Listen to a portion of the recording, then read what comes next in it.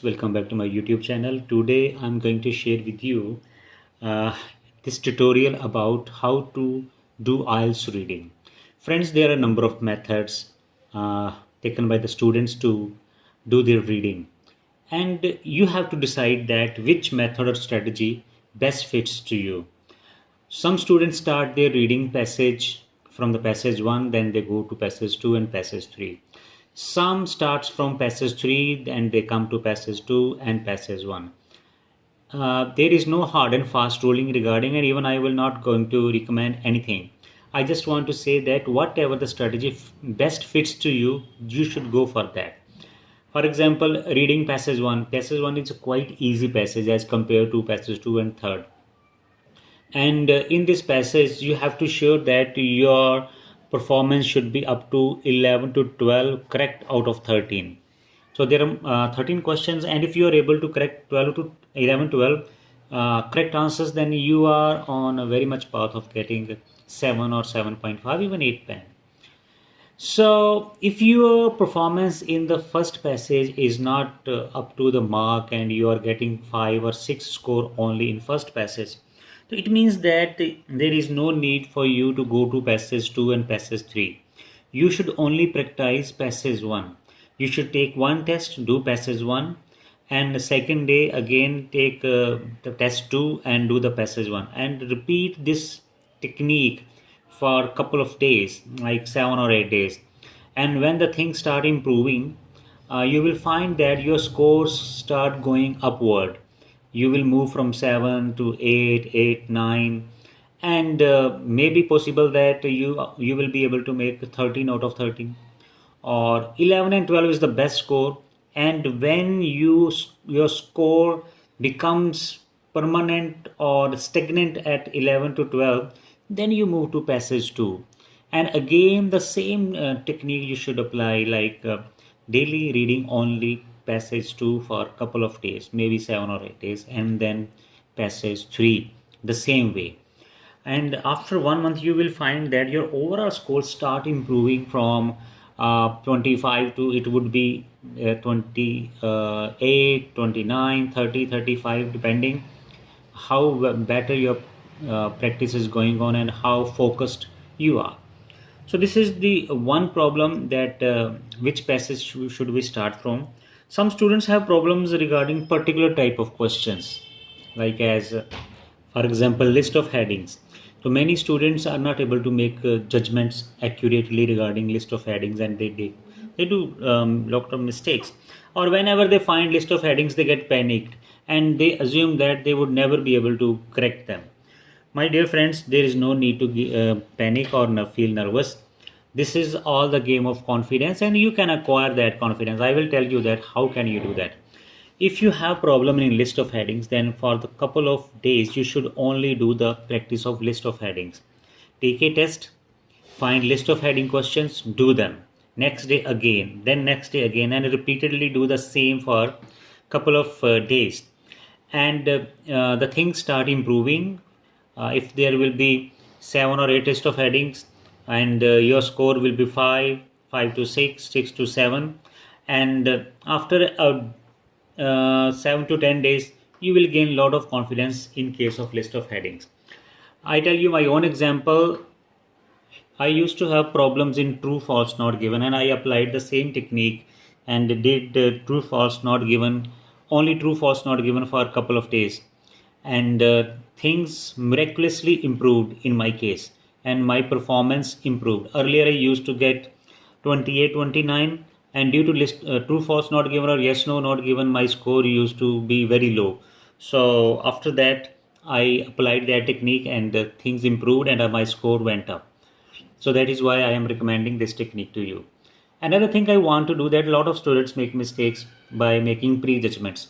For example, if they read any statement and find the answer and the answer is true, and then they go to next statement, and they think 90% they think that the answer will be true, but they think that they have already done the earlier one true, the next would be false. So they make their pre-decisions, which is not acceptable in IELTS reading. There are many chances that you can have continuously true, true, true, Or there are many readings in which I have seen that there are 3 or 4 regular not givens, and most of the students never assume that answers could be in same order, like not given, not given, not given. So there are chances, so you should be careful about these things and never ever make your own blind guess or means prejudgments. Then MCQs, I know they are really very hard. If you get the MCQs in first passage, they are quite simple, and one can attempt them and make correct answers, but just little efforts. But if in case the MCQs are in the passage third and the question sentences are very long, in and even sometimes the options that are given, they are also very lengthy. In such cases, I advise you that you should do such kind of MCQs in the last, or first you should do headings, or which paragraph contains what information, because when you do such kind of questions, you will have some idea about the MCQ type of questions as well. And without reading, you can do, if you have no time, you can just make a guesswork and do, because in every reading there are 4 or 5 MCQs. If that MCQs are in third passage, then that will be very very time consuming for you. So never try to do them first, because in MCQs you have to read the question and all the options, then you have to search, and most of the students spend near 5 to 6 minutes on one question. So it means that you are out of game if you are spending that much time. So I advise you that you should do first other questions, and while doing other questions you will get some ideas for MCQ type questions as well.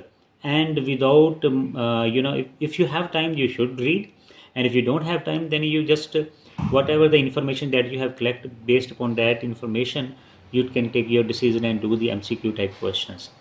And I advise you them that you should do always them in the last. One word blanks, usually they are easier, but again some problems are faced by the students. What they do when they select the word from the passage, they forget that they have to select only one word. Sometimes they add additional words and their answer becomes wrong.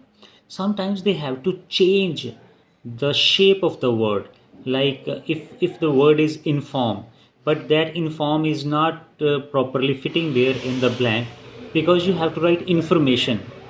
If the word is tax, there might be in the blank direct tax word cannot be adjusted, it might be taxation.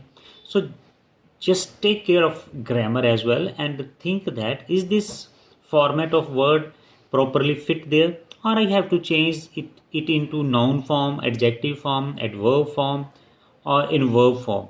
So that you have to take it, otherwise chances are that you may make mistakes in blanks as well.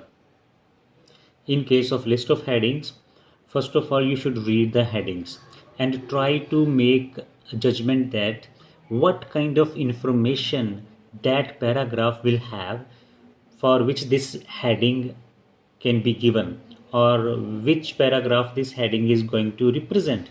So for example, the difficulties of talking about smells, so it means that there will be some information about the problems that people are facing when they talk about smells.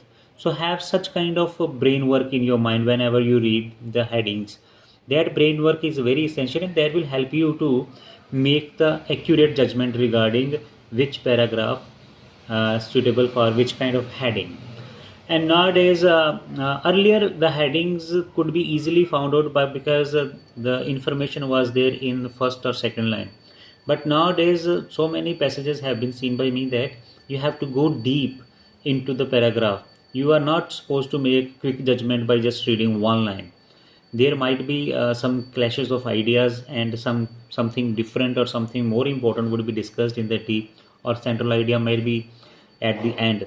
So I just advise you that you should quickly scan, and do not be in a very hurry to make the judgment.